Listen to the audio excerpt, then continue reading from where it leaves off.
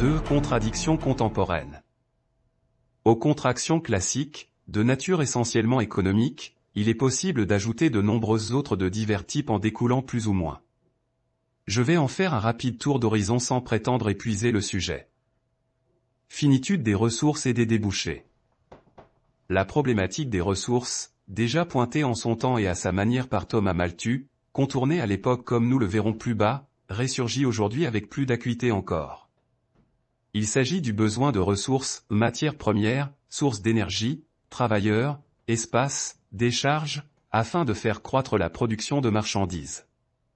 Les écologistes et autres néo-malthusiens soulignent ces dernières décennies que la trajectoire actuelle d'exploitation des ressources s'avère intenable. Ils sont rejoints en cela par le courant décroissancistes annonçant l'inéluctabilité de la décroissance compte tenu du caractère fini de notre planète. La problématique des débouchés est symétrique à celle des ressources, puisque les marchandises produites doivent trouver des clients, des consommateurs, sous peine d'être fabriquées en pure perte. L'extension du champ de la consommation solvable est donc recherchée, et cela dans tous les domaines, zones géographiques, habitudes sociales, surconsommation, produits inutiles, etc. Là encore, cette tendance se heurte au mur de la réalité, puisque vous ne pouvez pas manger 15 fois dans la journée. De plus, les ressources financières de tout consommateur ne sont pas infinies. Ces deux problématiques forment la contradiction de la finitude. Rythme accéléré des changements.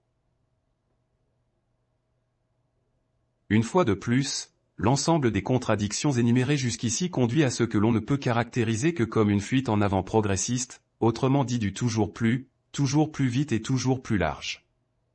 Si le toujours plus et plus large correspond bien quantitativement à la contradiction, qu'en est-il de la dimension qualitative? En effet, cette tendance s'accorde bien au moteur plus fondamental placé au cœur du présent ouvrage, la négantropie. Cette situation paradoxale mérite une réponse. Un autre impact qualitatif est celui sur le temps, celui de l'accélération des rythmes, de la succession des révolutions industrielles. En voici la chronologie avec l'année de leur début, un artefact emblématique et leur durée. Première révolution, 1750, machine à vapeur, 130 ans. Deuxième révolution, 1880, moteur à combustion interne, 70 ans. Troisième révolution, 1950, énergie nucléaire, 40 ans.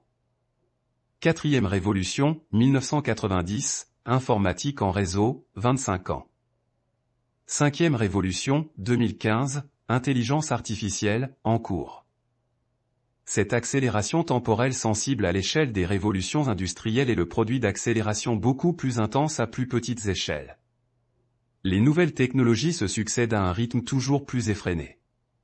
Ceci rend l'adaptation des organisations, entreprises, administrations, et des hommes, travailleurs, parents, sans cesse plus difficile, et pour tout dire, intenable.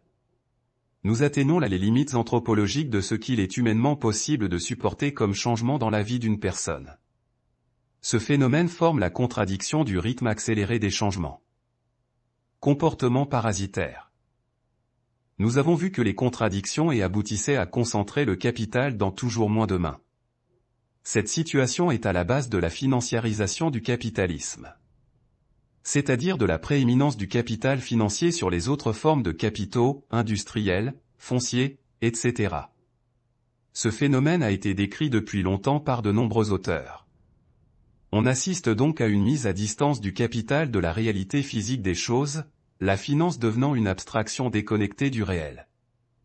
Ceci favorise les comportements parasitaires, formant en elle-même une nouvelle contradiction du capitalisme, puisque son fonctionnement génère des entités improductives, voire destructrices de son propre mode de production. Ce phénomène ne concerne pas que les capitalistes privés, mais déborde jusqu'aux États eux-mêmes. Ceux-ci prenant typiquement la forme des paradis fiscaux. Le paroxysme de cette concentration revenant à l'hégémon constitué par les USA, en particulier via le rôle exorbitant du dollar US, à la fois monnaie nationale de cet État et monnaie de référence internationale dans les échanges et les réserves.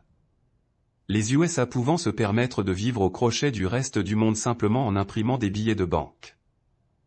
Autre phénomène induit, la fin de débouchés pour les capitaux.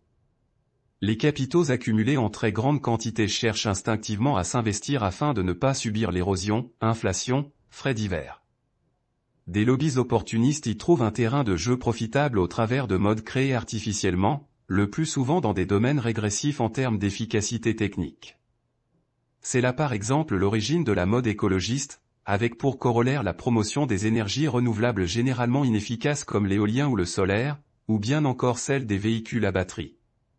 Des régressions techniques qui donneront demain de nouvelles possibilités d'investissement de capitaux. Engendrement d'alternatives radicales. Changeons maintenant de perspective afin d'aborder une autre catégorie de contradictions du capitalisme au stade présent de son histoire.